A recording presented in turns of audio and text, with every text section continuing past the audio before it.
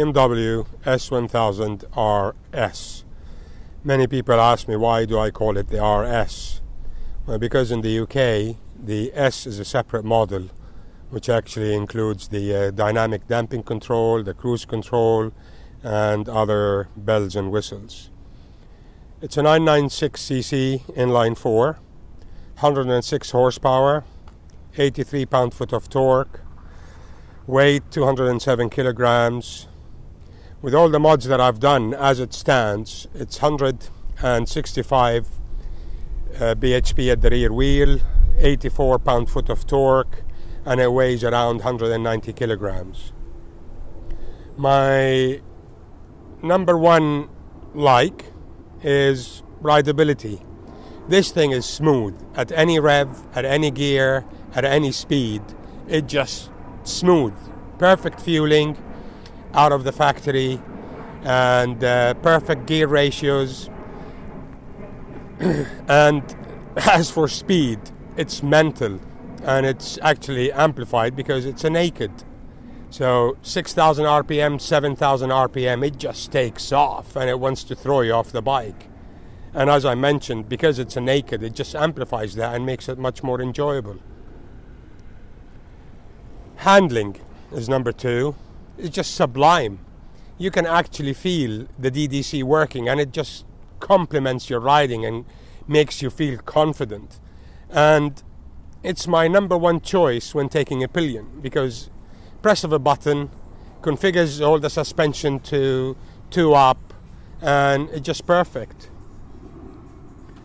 Number three are the brakes. It has some awesome brakes, and it is second to the Nuda. It has linked brakes, so the front and the back are linked, but if you just ignore that and get used to it, they are just awesome. Number four, the electronics. It's just not an on-off thing.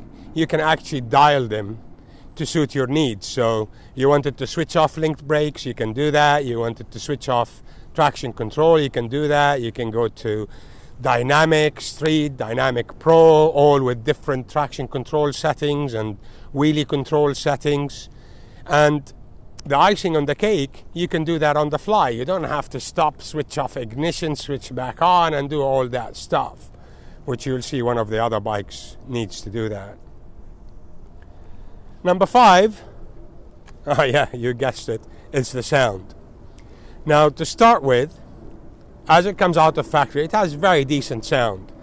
And then I went and put a Acra full system on it with the titanium headers, as you can see here, with a full Acra longish exhaust, and the sound was nice. And I did Europe with that. Actually, if I go touring again, I will put the Acra back on, because you know it's a nice sound and wouldn't get you in trouble in Europe where they have volume or whatever sound control.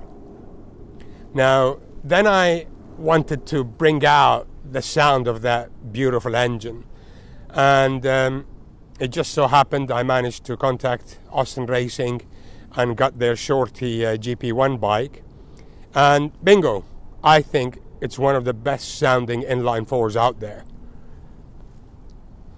Now, again, thought long and hard about a dislike, and to me, it's the tank range. The tank is 17.5 liters. In town, with this setup, I have to emphasize, because it's tuned for performance and not for fuel economy. With this setup, it gives me around 90 to 100 miles before the low fuel light kicks in, the reserve light. Now, when touring, it gives me about 130, and that's not really enough. It means a lot of fuel stops. I don't mind it. It's a good brake, but many people will say that's not enough. I wish it was somewhere in the range of 180, 170. That would have been much better. And to all of you guys who say you don't like that front, I actually love it. It's one of my favorite aspects of this bike. You don't want to see that in your rear view mirror.